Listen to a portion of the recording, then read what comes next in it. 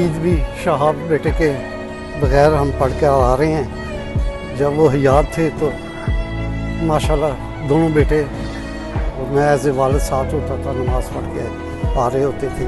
उसकी कमी तो महसूस हो रही है, लेकिन चूँकि शहीद ज़िंदा है तो वो हमारे साथ ही है।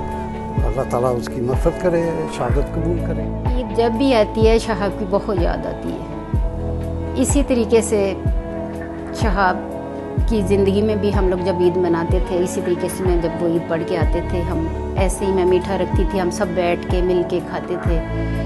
जब ईद आती है तो उसकी बहुत याद आती है। बेटा लेफ्टिनेंट शहाब ईद पे घर आते थे तो खुसूसी तौर पे ईद उल अज़हा पे तो स्पेशल जाके बकरा लेके आते थे और इसी तरीके से शैम्पू से नहलाते थे। जैसे आज शहाब तो हमारे साथ नहीं है, लेकिन मैं और छोटा बेटा हुमायूं इसको नहला रहे हैं। शहाब को भी बड़ा शौक़ होता था कि घर पे जब आना है तो बकरे को सबसे पहले शैम्पू से नहलाना है। मैं एज ए शहीद की मदर आज अपनी कौम की माँओं, बहनों, बेटियों, भाइयों सबसे ये कहना चाहती हूँ कि ये हमारे शोहदा की जो कुर्बानियाँ हैं ये कभी भी रायगा नहीं जाती। मैं अपनी माँओं से यही कहना चाहती हूँ कि अपने बच्चों को, बहादुर बच्चों को इस कौम के लिए तैयार करें। और ये मैं ईद के दिन ये पैगाम देना चाहती हूँ कि अपने शोहदा को कभी ना भूलें। जो कौमें अपने शोहदा को भूल जाती हैं वो ज़वाल पज़ीर हो जाती हैं। अल्लाह ताला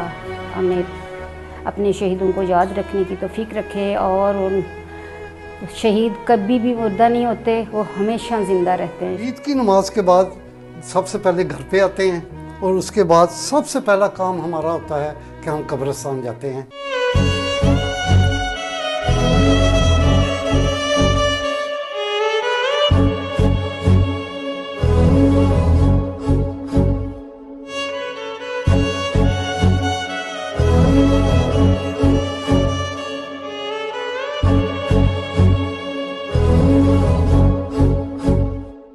ये हमारे प्यारे बेटे लेफ्टिनेंट शहाब हामिद बाजवा शहीद की याद में नज़म है। अपनी यादें अपनी बातें लेकर जाना भूल गया, जाने वाला जल्दी में था मिलकर जाना भूल गया। मुड़ मुड़ कर वो देख रहा था हमको जाते रास्ते में, जैसे उसको कहना था कुछ जो वो कहना भूल गया। वक्ते रुखसत आंखें मेरी पोंछ रहा था दामन से, उसको गम था इतना ज़्यादा खुद वो रोना भूल गया।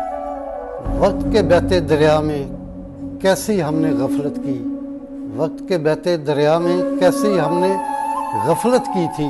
मैं भी कहना भूल गया, वो भी रुकना भूल गया।